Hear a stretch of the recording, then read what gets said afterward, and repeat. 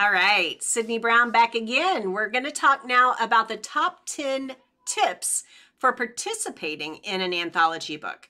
So we know that it's beneficial. We understand why we would want to do it, but let's figure out now how we do it well. All right, so number one, obviously, first and foremost, make sure you know what your topic is. Do your research. Look for anthology projects that align with your interests, your values, your writing styles. Make sure that it's something that means something on some level. It doesn't have to mean a lot, but something on some level to you. Number two, follow guidelines. So you want to carefully read and adhere to all of the submission guidelines for each anthology project. Understand that you are one of many who is participating in this. So the person who is organizing the anthology project, they need to make sure that they have a set of rules and that everybody follows them, because you can't make exceptions when you're dealing with that many authors. So make sure that you follow your guidelines, you understand them, and you ask questions if you have any. Number three, write a compelling piece. I think that that's kind of obvious, but at the same time, you know, sometimes people give this less value and they may just throw something out and then send it over. But understand, this is something in a book with a lot of people, and you want to make sure that the story you've told is, it's a good fit with the others, and that it has value. And because it is potentially one of the first times someone will hear your name, and they will look you up based off of, how good and how well you wrote it. Just make sure that you craft a well-written, it's engaging, that you've polished it, it's because they don't usually have additional editing afterwards. You are self-editing a lot of the times. Just make sure that you've presented yourself well. Number four, edit and proofread. Make sure that, when you're going through this, use, Grammarly Pro, use your word grammar check. Make sure that you have read it, listened to it, and that you have proofed it the best of your ability.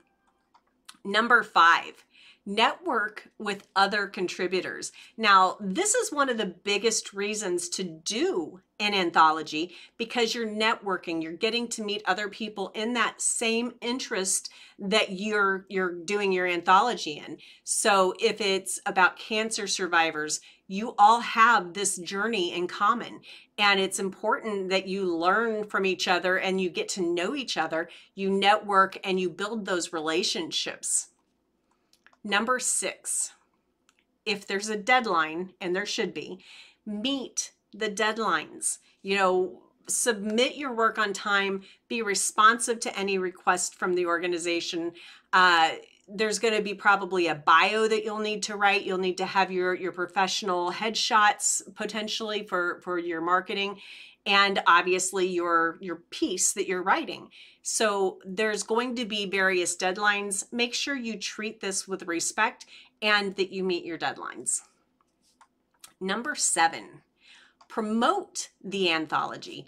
So you cannot just expect to throw something in there and then have someone else do all the promotion, because, and then, somehow or another, you probably have this dream of becoming a best-selling author and making a lot of money. Now, that's a normal and a natural dream, but make sure you're giving the same energy to the project as you expect others to do for you. So you want to promote the anthology, help spread the word about what the anthology is, what the story is. Don't give away too much of it, but share it on your social media, write, blog posts about it, participate if there are, group interviews or book pop-ups, things like that. Make sure that you're doing your part to promote the success. Number eight, learn from feedback. this is one of the things, and I do say this a lot, but be open to the feedback that the editors and other contributors provide. Make sure that you don't let your thin skin take the lead on this. Sometimes it hurts, especially if what you wrote is an authentic or an emotional, reflective piece where you let your walls down. Sometimes we write in our pain, and we need to write from our scars, not our wounds.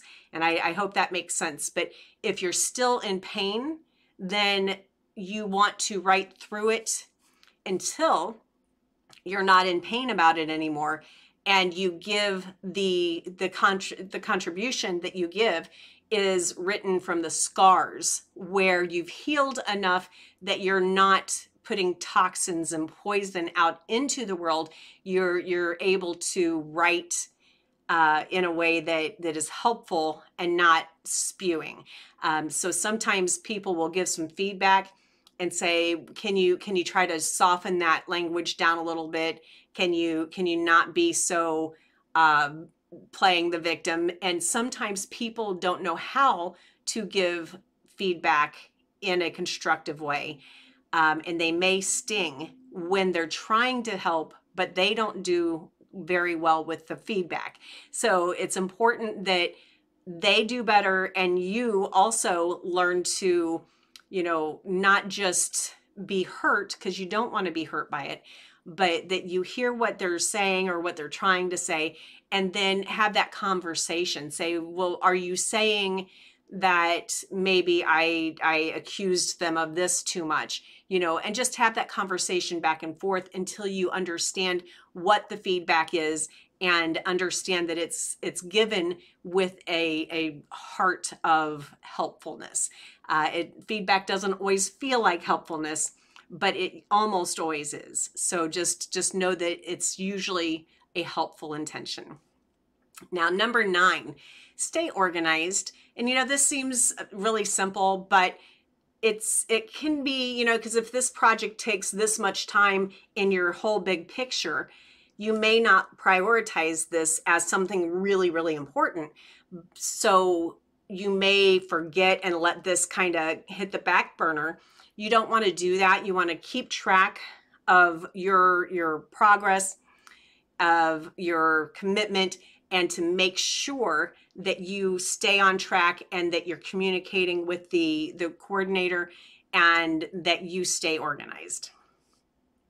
And then number 10, continue to submit. So sometimes if you've paid for your entry, you're automatically entered. But sometimes you have to submit and be chosen to be one of the people in a book. So if it's a submission type book, don't give up if you're not chosen, because there is limited space. And if it's a situation where you didn't pay to get in, then they are going to be more selective because they're footing all of the bill in doing this. So keep honing your craft, keep getting better, and keep submitting your work to them again or others. Just keep going.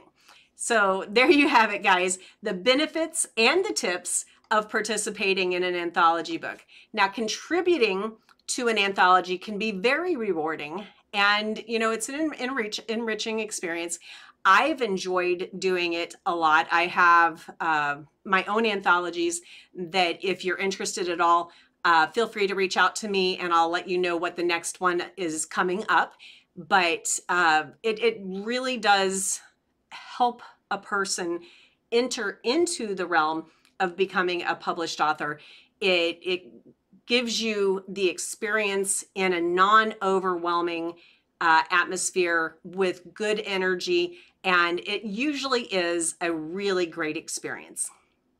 All right, guys, so if you haven't yet, please subscribe, like the videos, and definitely comment. Let me know that you've subscribed, and I will come down and kind of chat in there with you and stuff. If you're interested in anything else, we do have entire free courses, hours and hours and hours of free training. I will see you soon, and keep on writing.